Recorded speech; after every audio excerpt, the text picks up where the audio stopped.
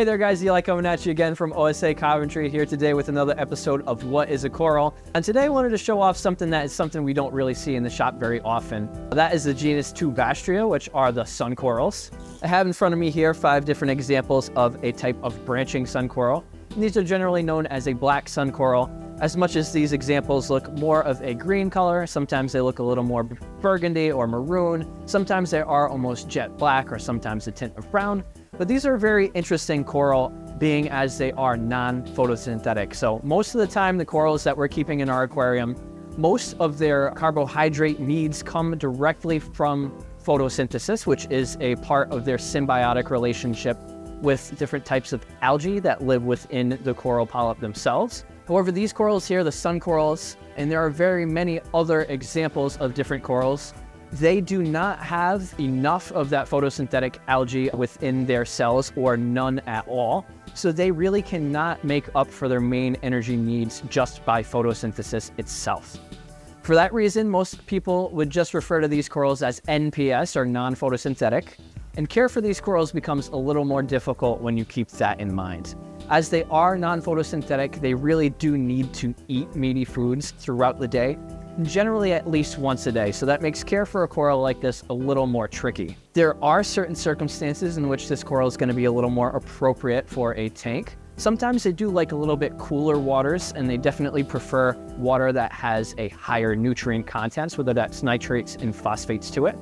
So a lot of times you actually see people tailor entire aquariums around keeping non-photosynthetic organisms. Oftentimes a seahorse aquarium or another cold water species, something that needs to be fed multiple times throughout the day, is going to be the most appropriate place to house these corals, just because it has such an often influx of nutrients, often influx of food, so that this coral itself has a good chance at catching food throughout the day. Now, the black sun corals, like the ones you see in front of me here, are more of a branching coral. However, a lot of your other sun corals are actually mounding corals, and they will grow outwards. They kind of resemble a Duncan, and actually the polyps, when they are open, do resemble a Duncan as well.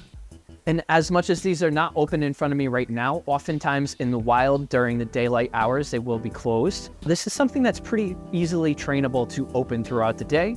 And just by offering some food very close to these coral polyps, oftentimes they will kind of gain a routine. Whereas if you feed scheduled feedings throughout the day, they will open up for you pretty routinely.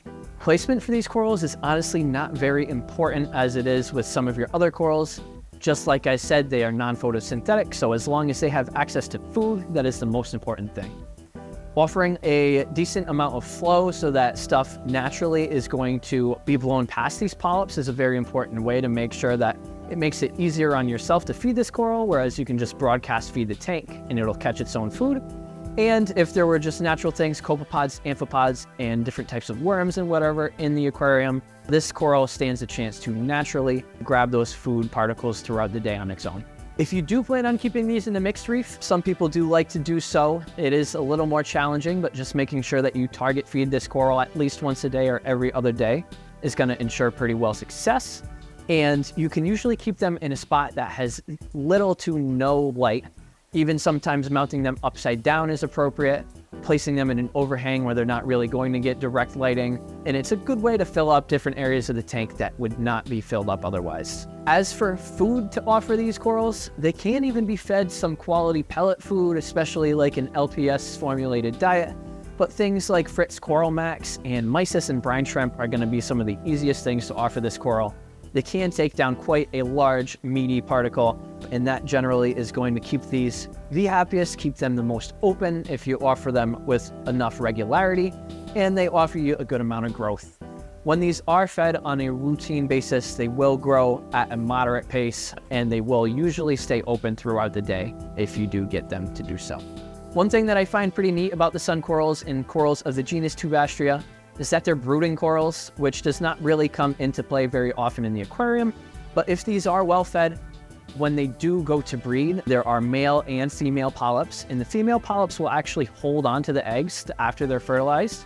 And by the time they're ready to release planula larvae, they will release actual formed larvae that are ready for settlement rather than releasing eggs into the water column, which is just an adaptation of corals of this genus to make sure that their offspring stand a better chance at survival. So overall, sun corals and corals of the genus Tubastria are a really interesting, weird coral that we don't come across very often.